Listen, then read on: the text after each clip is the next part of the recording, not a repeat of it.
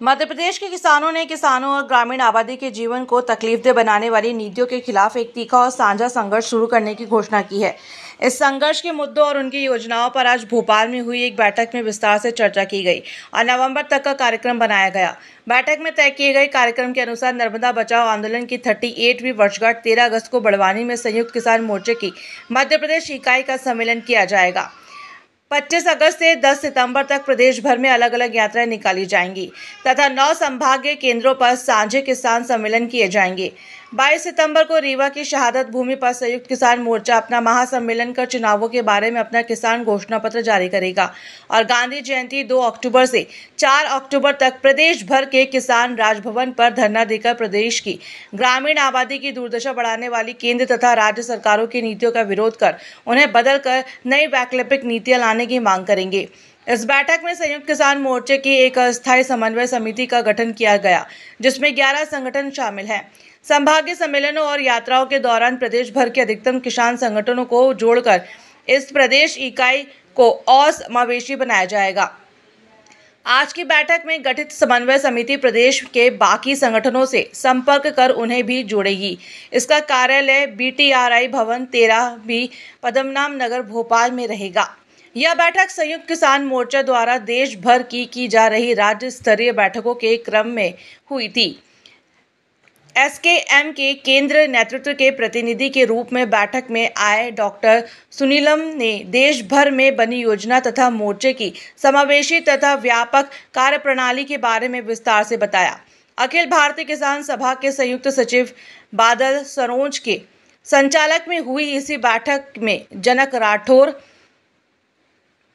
AIKS Manish Srivastava, AIKKMS Ashok Tiwari, Madhya Pradesh किसान सभा, संदीप सिंह भारतीय किसान जनशक्ति यूनियन, मुकेश भगोरिया नर्मदा बचाओ आंदोलन, डॉक्टर AK खान किसान मजदूर संघर्ष समिति, बाबू सिंह राजपूत, विजय कुमार अखिल भारतीय क्रांतिकारी किसान सभा, लालता कोल आदिवासी एकता महासभा, इंद्रजीत सिंह शंखू, शहीद राघवेंद्र सिंह संघर्ष समिति, श्री राम सेन सिलवानी, अंगद सिंह शिवनी, आशीष तिवारी, जितेंद्र सिंह ठाकुर ने सुझाव रखे। मध्य प्रदेश किसान सभा के महासचिव अखिलेश यादव तथा उपाध्यक्ष राम नारायण कुरिया तथा AIKS के सत्यम पांडे भी रहे। वरिष्ठ किसान नेताओं प्रहलाद बैरागी, इरफान जाफरी तथा इंद्रजीत सिंह शंखू ने बैठक की अध्यक्षता की और से उसे संबोधित भी किया। बैठक ने 20 मुद्दों पर प्रस्ताव पारित किए। इनमें सीधी सी आदिवासी युवक पर भाजपा विधायक प्रतिनिधि द्वारा पेशाब करने की शर्मनाक दिल दहला देने वाली घटना की निंदा और कड़ी कार्रवाई की मांग की। फसल बीमा की धांधली खत्म कर सारे किसानों की भरपाई की जिम्मेदारी सरकार द्वारा लेने, जैविक खेती के नाम पर कॉरपोरेट्स की बजाय किसानों को सब्सिडी देने, चंबल में जारी तीनों आंदोलनों का समर्थन, भूमि अधिग्रहण और विस्थापितों की मांगों को लेकर जारी सभी आंदोलनों का समर्थन, किसानों के लिए पेंशन योजना लाने, किसानों को बिजली के निःशुल्क स्थायी कनेक्शन देने, भूमिहीनों तथा बटाईदारों को भूमि देने, चरनोई की जमीन पर बाहुबलियों द्वारा दबंगों का कब्जा हटा उसे गरीबों को देने, मंडी में किसानों की लूट रोकने, आदिवासियों को जमीन और पट्टे की जमीन का कब्जा दिलाने, लंबित बोनस भावांतर और आपदा राहत राशि का भुगतान करने, बंद शंकर कारखाना खोलने, सेंचुरी मिल के मजदूरों की मांगें पूरी करने, आवारा पशुओं के आतंक से मुक्ति दिलाने, आवास योजना की राशि गांवों से भी शहरों के बराबर करने, मनरेगा में भ्रष्टाचार रोककर अब तक के घोटालों की जांच कराकर काम के दिन और मजदूरी की दरें बढ़ाने, रीवा में जारी रेलवे, बसोड़ तथा ढबोरा के आंदोलनों की मांग पूरी करने के मुद्दे शामिल है। संयुक्त किसान मोर्चे की जनक राठौर, प्रांतीय अध्यक्ष, अखिल भारतीय किसान सभा। सर, आज की जो पत्रिका वार्ता का मेन उद्देश्य था, उसके संबंध में थोड़ी जानकारी। समूचे देश के अंदर राज्य की राजधानियों पर संयुक्त किसान सभा मीटिंग कर रही है। ये सिलसिला विगत 1 महीने से चल रहा है। 15 राज्यों में संयुक्त किसान सभा की मीटिंग राज्य की राजधानियों में हो चुकी है। ये मीटिंग इसलिए किया जा रहा है कि संयुक्त किसान मोर्चा द्वारा दिल्ली में 1 साल से अधिक दिनों तक जिन मुद्दों को लेकर आंदोलन किया, नरेंद्र मोदी की सरकार ने आंदोलन में झुककर किसानों के उन समस्त मांगों को पूरा करने का लिखित आश्वासन दिया और दिल्ली के अंदर बॉर्डर पर चल रहे आंदोलन को समाप्त किया गया। लेकिन उस आंदोलन के 1 साल से ऊपर हो जाने के बाद भी केंद्र की नरेंद्र मोदी सरकार ने एमएसपी के मुद्दे पर, मिनिमम सपोर्ट प्राइस, न्यूनतम समर्थन मूल्य का जो वायदा किया था उसको पूरा नहीं किया। इसी वजह से आज आप देख सकते हैं कि महंगाई बढ़ रही है, किसानों को उपज का सही दाम नहीं मिल रहा है। जब किसान 2 महीना पहले टमाटर की फसल निकाल रहा था, 5 से 10 रुपए टमाटर बिक रही थी, लेकिन वही टमाटर जब इस देश के कारपोरेट के गोदाम में चला गया तो आज 100 रुपए बिक रहा है। इस तरीके का खेल प्याज में और दूसरे फसलों में सरकार कॉर्पोरेट के इशारे पर किया है। सर, आप ये कहना चाहते हैं कि कॉर्पोरेट और सरकार दोनों मिलकर मंडी में बाजार का भाव ऊपर नीचे कर रही है? निश्चित रूप से कर रही है, और ये सरकार पूरी तरीके से कॉर्पोरेट इशारे पर डेमोक्रेसी की भी हत्या कर रही है। मध्य प्रदेश, कर्नाटक, महाराष्ट्र, गोवा जैसी जगहों पर इस सरकार ने विधायक की खरीद फरोख्त करके डेमोक्रेटिक तरीके से चुनी हुई सरकार को हटाया और किसान जो मूवमेंट किए उनके ऊपर जो है लिखित आश्वासन देकर उनकी मांगों को पूरा करने का, किसानों की कर्ज माफी, सारी फसलों के मिनिमम सपोर्ट प्राइस का वायदा करने के बाद भी किसानों की उन मांगों से सरकार 1 साल से मुकर गई और उन पर ध्यान नहीं दे रही है। इसलिए समूचे देश के अंदर किसान संगठन ने तय किया है कि अक्टूबर महीने में मध्य प्रदेश के अंदर और पूरे देश के अंदर नवंबर महीने में 3 दिनों तक हजारों हजार की संख्या में एक महापड़ाव करेंगे, राजभवन के सामने प्रदर्शन करेंगे और सरकार को झुकाएंगे, देश की जनता को संगठित करेंगे और इस डेमोक्रेसी का हनन करने वाली किसान विरोधी सरकार को उखाड़ फेंकने का संकल्प लेंगे। सर, जो भाव बढ़े हुए मंडी में उसका मूल्य किसान तक ना पहुंचते सिर्फ कॉर्पोरेट ऑफिसर तक सीमित है। निश्चित रूप से आप ये बताइए कि 5 से 10 रुपए किलो हमारा जो है टमाटर, हमारा प्याज, हमारे दूसरे फसलें जब बिकती हैं तो ये लोग खरीद लेते हैं और कॉर्पोरेट अपने जो है शीतगृह में जमा कर लेते हैं और जमा करने के बाद जब किसान के पास वो फसल नहीं निकलती तो उसका रेट 10 गुना तक बढ़ा देते हैं। इसका लाभ किसको मिलेगा? ये सरकार के बिना मिलीभगत से नहीं हो सकता और इसमें केंद्र सरकार और मध्य प्रदेश सरकार चुनाव में इनसे लंबा धन लेंगे और इसी के इशारे पर इस देश के अंदर किसानों के हित के खिलाफ और कॉर्पोरेट के हित के लिए काम करेंगे। हम किसान सभा और संयुक्त किसान मोर्चा पूरे देश के अंदर किसानों को संगठित करने का मुहिम चलाया है। इस मुहिम में हम आने वाले दिनों में रीवा के अंदर सम्मेलन करने जा रहे हैं, साथ ही साथ हम बड़वानी के अंदर सम्मेलन करने जा रहे हैं और पूरे प्रदेश के हर संभागों में सम्मेलन करके किसानों को संगठित करेंगे और अक्टूबर महीने में एक महापड़ाव राजभवन के अंदर 3 दिन तक 24 घंटे का हजारों की संख्या में धरना प्रदर्शन के माध्यम से करेंगे। अगर आपकी बात नहीं मानती है तो क्या कदम उठाएंगे सारे किसान? क्योंकि किसान लगातार धरना दे रहे हैं, प्रदर्शन कर रहे हैं, मगर निरंतर उनकी मांगों को अनसुना किया जा रहा है। सरकार अपने आप को मजबूत समझ रही है और किसानों की मांगों को लगातार नकारती चली आ रही है, तो क्या किसान कोई ठोस कदम उठाएगा? जनता की सबसे बड़ी ताकत होती है और जन आंदोलन की सबसे बड़ी ताकत होती है। जन आंदोलन के आगे ही सरकारें झुकती है और उनकी मांगों को जो है मानती है। इसलिए हम ये मानते हैं, हमें यकीन है इस देश के डेमोक्रेसी पर, ये जनता के आंदोलन पर। अगर जनता आंदोलन पुनः करेगी, पुनः इस देश की सरकार को झुकना पड़ेगा और हमारी मांगों को मानना पड़ेगा। प्रहलाद दास बैरागी, प्रांतीय महासचिव, अखिल भारतीय किसान सभा मध्य प्रदेश संयुक्त मोर्चा संयोजक मंडल सदस्य। सर, आज पत्रकार वार्ता का आयोजन किया गया था, किन मुख्य बिंदुओं को लेकर किया गया था? देश में चला ऐतिहासिक किसान आंदोलन के समय केंद्र सरकार ने जो किसान आंदोलन समाप्त करने के लिए वायदा किया था और उस वायदे से केंद्र सरकार मुकरी, एनएसपी पे कानून बनाना, भूमि अधिग्रहण कानून को लागू करना, खेती की आमदनी दुगनी करने की घोषणा केंद्र प्रधानमंत्री जी करते थे। तो खेती की आमदनी दुगनी तो नहीं हुई, खेती की लागत 8 गुना बढ़ गई, जिससे किसान परेशान है। आज प्रदेश सरकार नित नई घोषणा हमारे मुख्यमंत्री करते हैं, लेकिन धरातल पर जनता और किसान विरोधी उनकी जो कार्यशैली है, इस मुद्दे को लेकर आज मध्य प्रदेश के संयुक्त किसान मोर्चे के घटक संगठनों की एक बैठक हुई थी, जिसमें ये निर्णय लिया गया कि आने वाला समय में प्रदेश के रीवा में 22 सितंबर को मध्य प्रदेश संयुक्त मोर्चा का एक महासम्मेलन होगा। इसके पहले 9 अगस्त को